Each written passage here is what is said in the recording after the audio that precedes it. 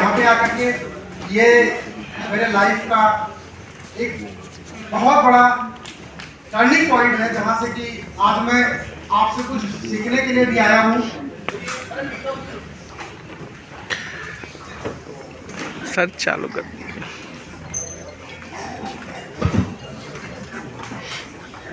तो एक्साइटमेंट है आपका? यस। हमें सुनने के लिए तैयार हैं? यस। चलिए दोस्तों, आज मैं आपसे कुछ बात करूंगा कि आज मैं वेस्टीज में आया और मेरी जर्नी कैसे रही। बहुत सारे चैलेंज जो मैंने फेस किया, शायद आपके पास भी आते होंगे वो चैलेंज। आते हैं नहीं? यस। आप एक्साइटमेंट के साथ रहिएगा तो मेरी एनर्जी भी थोड़ा हाई रहेगी। तैयार है? यस।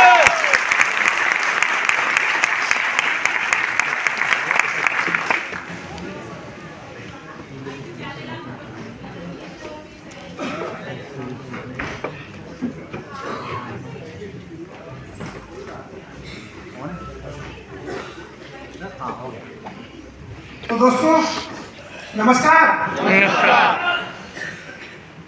सब लोग नहीं बोले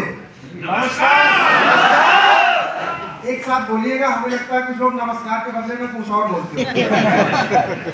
सब लोग नमस्कार जानते हैं ना? यस। एक बार पीछे तक नमस्कार। नमस्कार दोस्तों, आज तो मुझे सच बताऊं, मुझे यकीन नहीं हो रहा है इतने बड़े प्लेटफॉर्म पे आकर के, जहां से कि आज मेरे सामने बैठे आज हमारे जो गुरु हैं, एक बार संतोष सर के लिए जोरदार करके चाहूंगा।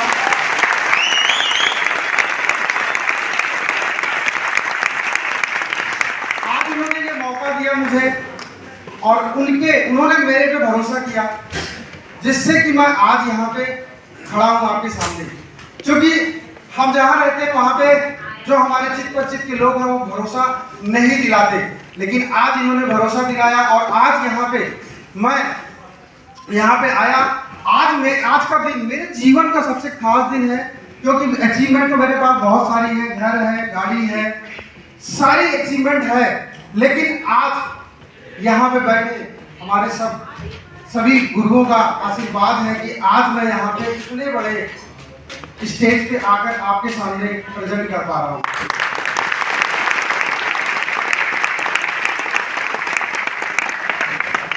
और दोस्तों, यही वो लोग हैं जो आपको वहां से यहां तक पहुंचा सकते हैं। अगर आप सीखने के लिए तैयार हो, बना लीजिए सब बना लीजिए। अगर आप सीखने के लिए तैयार हैं तो आप वहां से यहां तक आ सकते हैं। और हमारे यहाँ पर आज बहुत कुछ सीखने को मिलेगा, मैं भी सीखूंगा।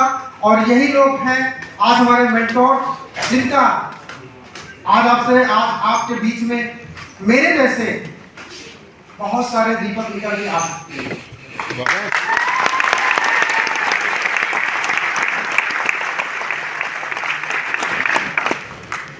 तो मुझे अपनी स्टोरी शेयर करने के लिए एक चीज चाहिए, आपका जुनून है?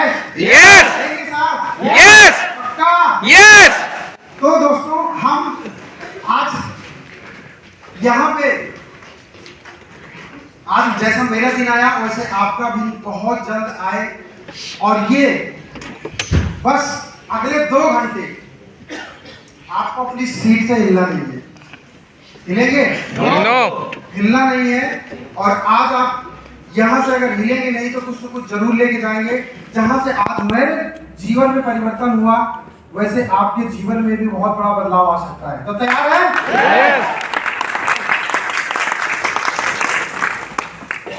ये मेरी कहानी जो होगी, जो मैं आज शेयर करूंगा आपको, दोस्त, इससे प्रेरणा आपको मिल सकती है, सीख मिल सकती है, लेकिन आपको सफलता तब मिलेगी जब आप काम करोगे तो। क्योंकि हम प्रेरित होते हैं लोगों के अचीवमेंट देख करके। तो दोस्तों, आज मेरी बारी है, तो नेक्स्ट बारी किसकी? मेरी। किसकी? मेरी। किसकी? मेरी। Thank you. तो दोस्तों, आइए आगे चलते हैं। स्लाइड के माध्यम से हम आपसे बात करेंगे। दोस्तों, यहाँ पे जैसा आप देख पा रहे हैं, नाम मेरा दीपक यादव है और ये टैग लाइन लिखी हुई है यहाँ पे कि वेस्टीज मात्र एक बिजनेस नहीं, आम इंसान को खास बनाने का फॉर्मूला है। तो ये फार्मूला जानना चाहेंगे? यस शायद तभी आप लोग इस ठंडे में यहाँ बैठे हैं, आया ना? यस तो दोस्तों ये फार्मूला आपको मिल चुका है, अब खास बनना है आपको। बनने के लिए तैयार है? यस आम आदमी कैसे होता है? आम तो जानते होंगे, आम यस आम देखा आपने?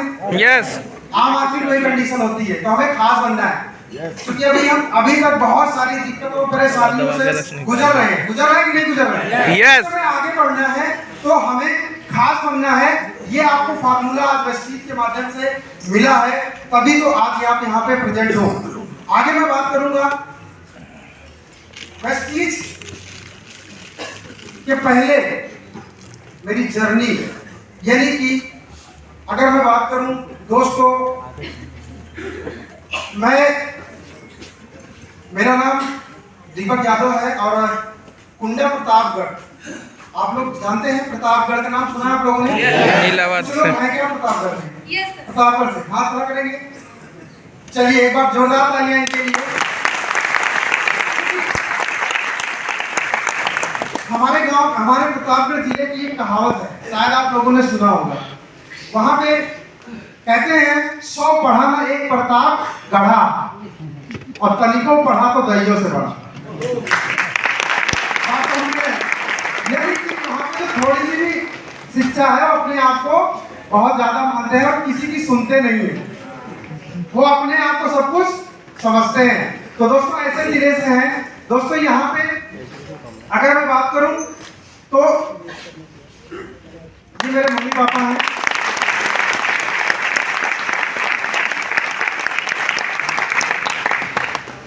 जिन्होंने मुझे जन्म दिया। सबसे पहले इनका धन्यवाद। आज इन्होंने मेरी लाइफ में जैसे भी था, इन्होंने मुझे पाला पोसा और इस लायक बनाया कि आज मैं यहाँ से आया, आपके सामने हूँ। एक किसान परिवार से बिलोंग करता हूँ, गांव में रहता हूँ, इस किसान परिवार से बिलोंग करता हूँ। दोस्तों जहाँ पे अगर मैं बात करूँ तो लाखों का फिगर कभी सोच नहीं सकते, आया ना? एक किसान आदमी लाखों की फिगर नहीं सोच सकता। मैं उस परिवार से बिलोंग करता हूँ। अगर मैं बात करूं तो मेरी फैमिली में लगभग 11 लोग, यानी अगर देखा जाए तो नेटवर्क मेरे परिवार का बहुत बड़ा था। हाँ जी।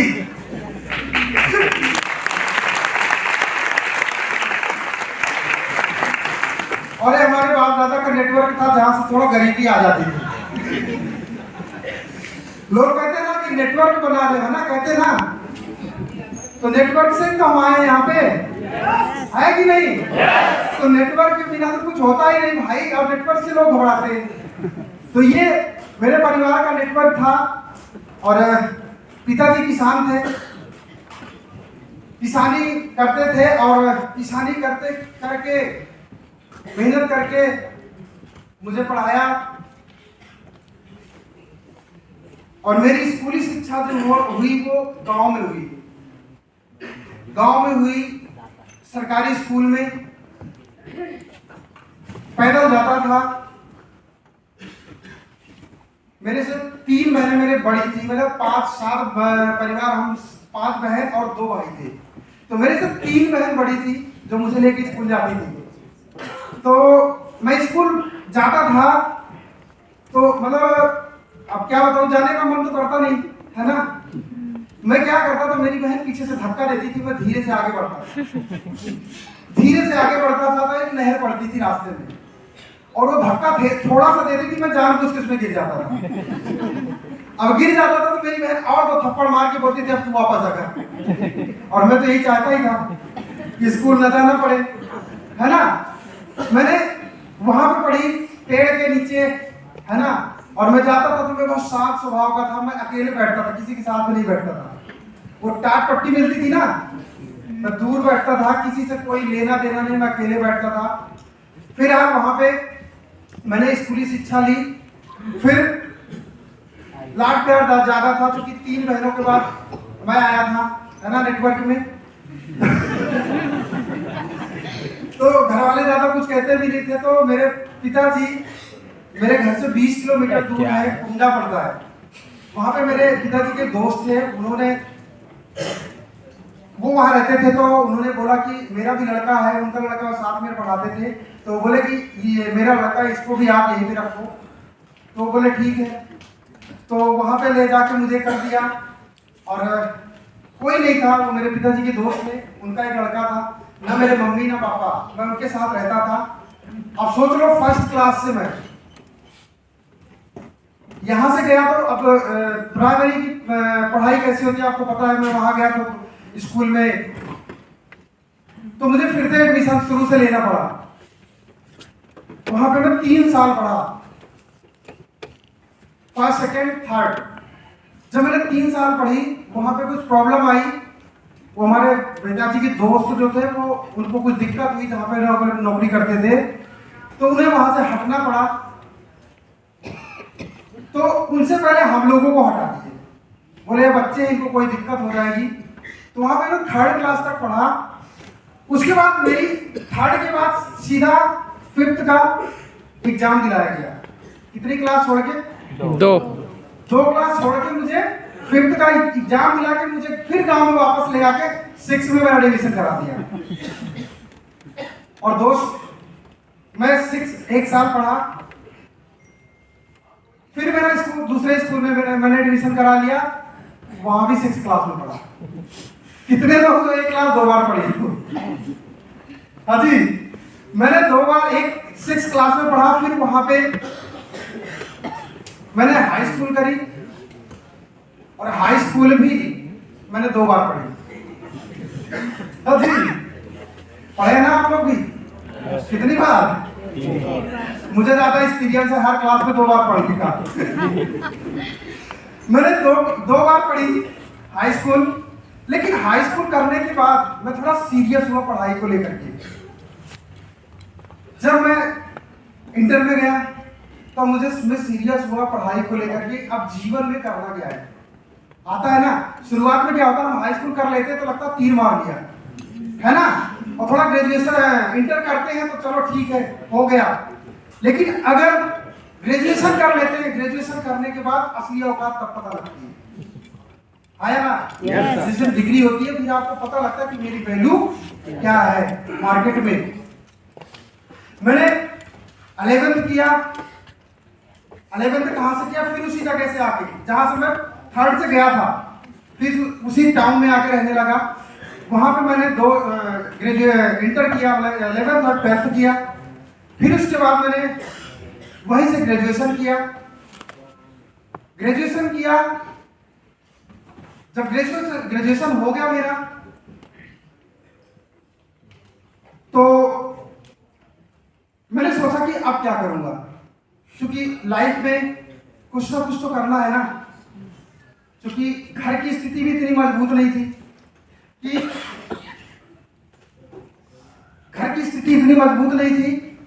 कि मेरे पिताजी को ज्यादा कुछ सरवाइव कर पाए, क्योंकि 7 लोग तो हम ही थे, है ना, और दादा दादी वो भी थे। तो जब मैं ग्रेजुएशन कर रहा था,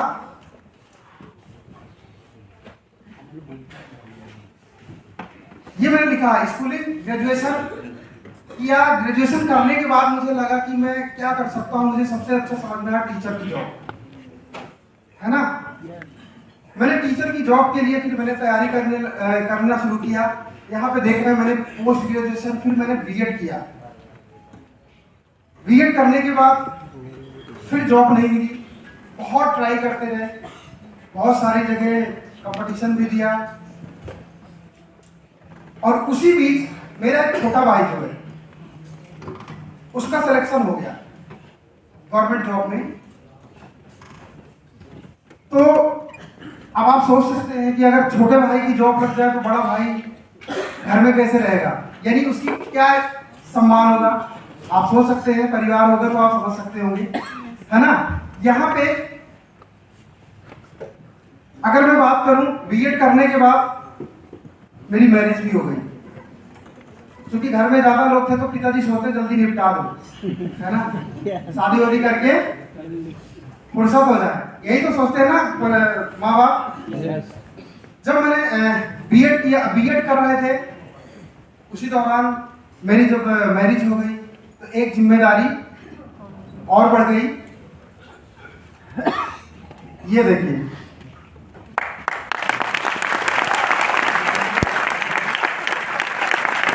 फोटो दिख रही है मेरी वाली।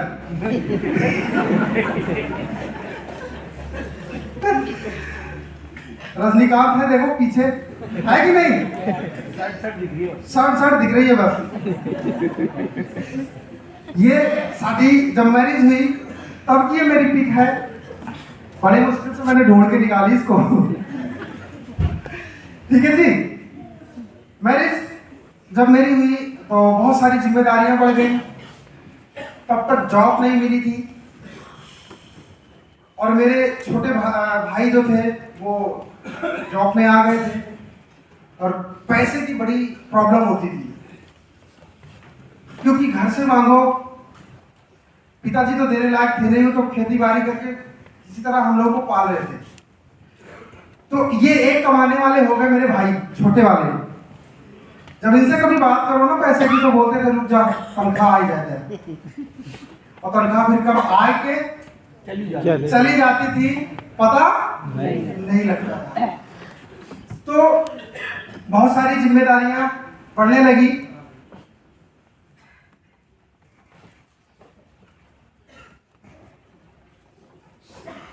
यहां तक मैरिज होने के बाद मेरी जब जॉब नहीं लगी, उस दौरान मेरे बच्चे भी हो गए, है ना, नेटवर्क बढ़ाना चालू। तो यहाँ पे मेरे बच्चे भी हो गए, और 2 बच्चे शायद, मेरी बेटी है, बेटा है, और जिम्मेदारियां बढ़ गई, क्योंकि उनके भी खर्च होंगे ना, बड़े होंगे तो कैसे हम उनको पढ़ा पाएंगे, बहुत सारी प्रॉब्लम थी। फिर मैंने क्या किया, मैंने कहा कुछ ना कुछ तो करना पड़ेगा, आया ना। यस। मैंने क्या किया, मैंने जॉब ज्वाइन करी प्राइवेट स्कूल में, इंटर कॉलेज में मैंने अप्रूवल करवाया। मैंने कहा कुछ ना कुछ तो करता रहूंगा, कुछ ना कुछ तो पैसे आएंगे। दोस्तों यहाँ पे मैंने जॉब ज्वाइन करी, 2 साल मैंने टीचर की जॉब करी, लेकिन मुझे एक चीज समझ में आया वहां से कि यहाँ से दाल रोटी चल सकती है, लेकिन सपने कभी पूरे नहीं हो सकते। तो मैंने तलाश जारी करी, बहुत सारे जॉब की तलाश करी, बहुत सारे चैलेंज आए, लेकिन कहीं ऐसा रास्ता नहीं दिख रहा था जहां से मैं अपने को, अपने लिए कुछ कर पाऊं या परिवार के लिए कुछ कर पाऊं।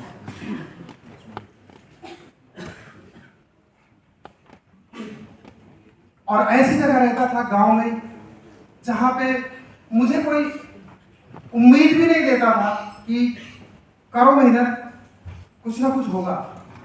वहां पे और निगेटिव लोग रहते हैं, आपको पता ही है ना। यहाँ पे आप देख रहे हैं, ना कोई मेरे पास ड्रीम था, ना कोई गोल था, और ना ही कोई ऐसा एसोसिएशन था जहां से मुझे कुछ आगे बढ़ने का मौका मिले। पैसे भी नहीं थे, बहुत सारी दिक्कतें थी। अब मैं क्या बताऊं, अगर आपको उस दौरान मेरे पास कोई रास्ता नहीं था, केवल एक चीज का भरोसा था ऊपर वाले का, उसी का नाम लेते हैं, है ना, कि वही कुछ कर सकता है। लेकिन आज ज्यादातर लोग सबसे ज्यादा गाली उसी को देते हैं, देते हैं कि नहीं देते, कि मेरे साथ ऐसा हो रहा है।